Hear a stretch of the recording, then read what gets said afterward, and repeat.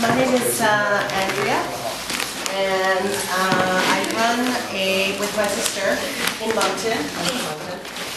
I run a free community cafe called the I Love You Hall.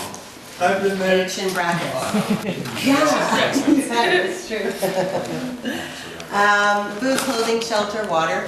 Since I was a kid, I just thought, why do we pay for these things?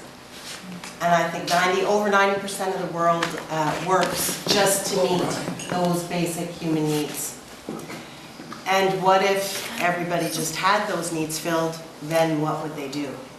So this is the model that the cafe is based on, whereby I just thought, well, then that's what I have to do. So I opened the cafe with my sister, and we run right now just on Saturdays and Sundays, Saturday brunch and Sunday evenings for dinner. And it's an apartment, so there's also 3 bedrooms. So that covers the shelter aspect, and anybody can stay in those rooms at any time. And there's also a clothing store, or at least donations of clothing all the time. So people come by all the time and can get free clothing or whatever. And we get great stuff donated by like really stylish, awesome people. So that's really good too. And well, it's just like the most amazing, fulfilling thing I do every week. And to know that when I feed everybody, then I and my family gets fed too. And you know, that's it. I mean, how do we do it? We just do it. We just do it. Whatever money we have, we just say, what are we going to do this week? I have this much, she has that much. And we put it together and we just go, we figure out our menu. Everything's organic. Everything's homemade. I'm a chef. And also as part of our cafe that we have 3 houses that we rent. And we've created a huge urban garden as well. So all summer long, we ate from the garden. Like ate all the food from the garden and used all the food from the garden to cook all the food. And after a while, you know, what happens is the community becomes the owners of the cafe. More, you know, they're donating money sometimes, they're donating food sometimes, they're donating supplies sometimes because they want to come back every week and eat. So it turns out to be it's just such a fulfilling, great thing, and I feel like, yeah, anybody can eat, anybody can get something to wear, anybody can have a place to stay, and I think that's all I have to say, unless there's questions. Do you get any like assistance from like the local food banks or? No, but we actually applied for a grant a couple of months ago that we found out about in our community from a community food group. It was a $2,000 grant, and it came out, I don't know, September.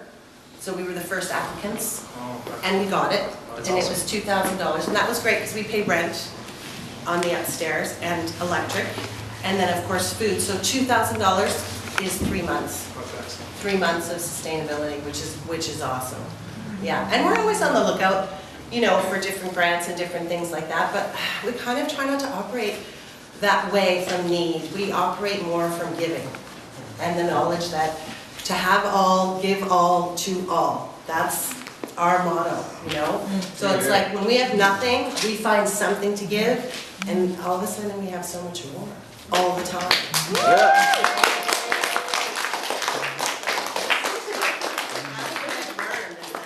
My last $10, if I don't give it away, I'm not going to see money for a long time. But if I give it away, I'm trusting. And when I trust, I have all my needs are always met all the time. You know, so that's the basis. And all the information, I think, Corey said is going to be put up on the website. So, you know, if anybody finds themselves in Moncton, come and check it out. And I mean, summer was awesome. Winter will be a little.